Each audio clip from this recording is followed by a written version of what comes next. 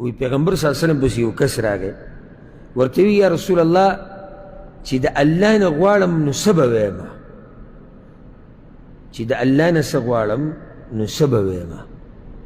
دا څومره ناشنا سوال دی او دا سوال کیږي د هغه چا نه چې هغه وحی د الله بیانوي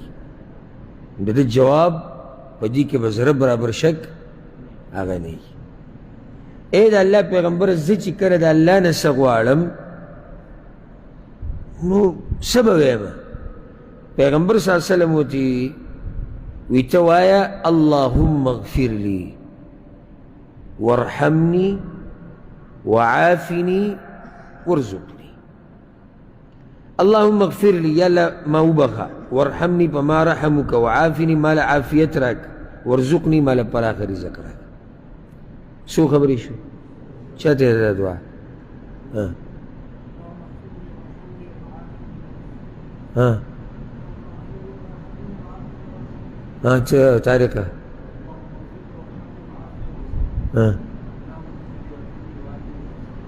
آسان ہے وعافنی ورزقنی تو سلور خبری دی بس پیغمبر صلی اللہ علیہ وسلم شمار کړي په دې ګوتو به یې څه وي دې ته وکې ده دې لپاره مې دا روایت ته وی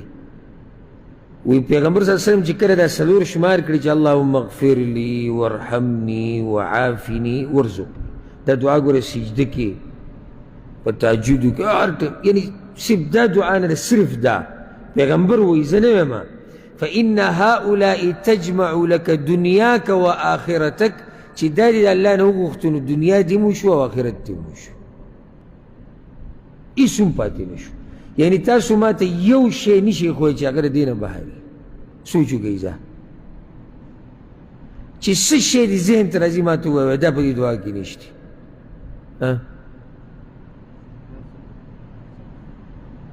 ته الله ته دا ووایي الله ما وبخه او په ما رحم وکړه هر څه دې راجمع کړو چې الله وبخلي رحم یې د باندې وکړو آخرت ورته ته میلاو شو عافیت راکړه یعنی روغ صحت روغ بدن د مصیبتونو نه د دې نه مې لرې ساته او پراخه رزق راکړه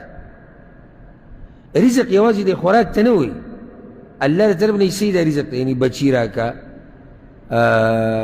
د خوراک پراخه خوراک راکړه مال راکړه هر څه چې ته غواړې نو ته پاتې څه کړو څه پاتې شو هر څه دې وغوښتو ډېره قیمتي دعا ده یاد یې کړه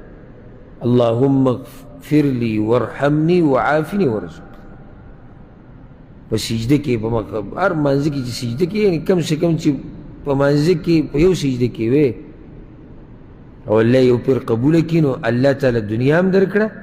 او الله آخرت